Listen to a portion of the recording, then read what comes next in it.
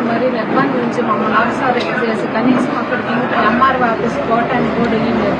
అక్రమ కేసులు పెడుతున్నారు. ఈయన మరీ ఎక్కువ మార్చడం ఎక్కువ రోజులంటే ఎక్కడెక్కడో కేసులు. మీ అందరికి తెలుసు మొన్న గుళ్ళపాడులో జరిగిన దాని గురించి నేను చెప్పాల్సిన పని లేదు. అది అసలు ఎవరు చేశారు? టీడీపీ వాళ్ళు చేసుకొని వాళ్ళు ఒక్కొక్కరి కోసం మమ్మల్ని ఇరికిచ్చారు. ఎప్పుడు ఏ కేసు దొరుకుతుందా అదా అని ఆలోచిస్తున్నారు.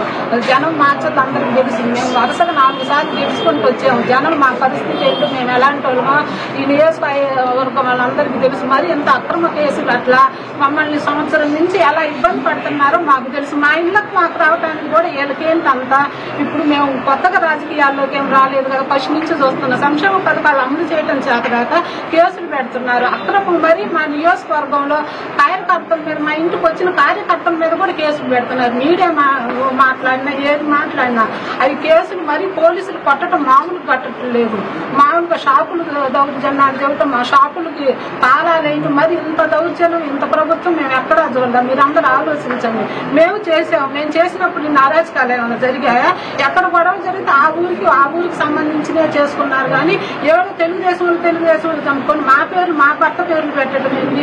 మా భర్త లేడని నేను ఇవాళ ఎంఆర్ఓ ఆఫీస్కి రివ్యూ వేసేటానికి మమ్మల్ని హౌస్ అరెస్ట్ చేసి పోలీసులు ఉదయం 10 గంటలకి ఎస్ఐ వచ్చి కూర్చుంది. మీరు వెళ్ళటానికి వీలేదు. అదేంటమ్మా మేము అన్ని నియోజకవర్గాల్లో చేసుకుంటాం, మీ ప్రాబ్లం ఏంటి?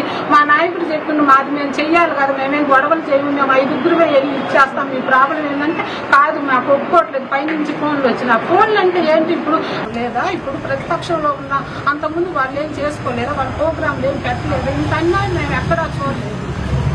5 సార్లు ఎమ్మెల్యే గెలిచినా కూడా మేము ఎన్ని అరాచకాలు మీ జనాలను అడగని తెలుస్తుంది. బ్రహ్మారెడ్డి చేసే అరాచకాలు ఎక్కడా లేవు. మరి చిన్నదానికి వాళ్ళ నాయకులకు వచ్చి దౌర్జన్యం చేసి ఇళ్లకు వచ్చి తాళాలు వేసే పరిస్థితి కూడా ఉంది. మరి ఇంత అన్యాయం ఎంత వాళ్ళ ప్రభుత్వం ఉంటే మాత్రం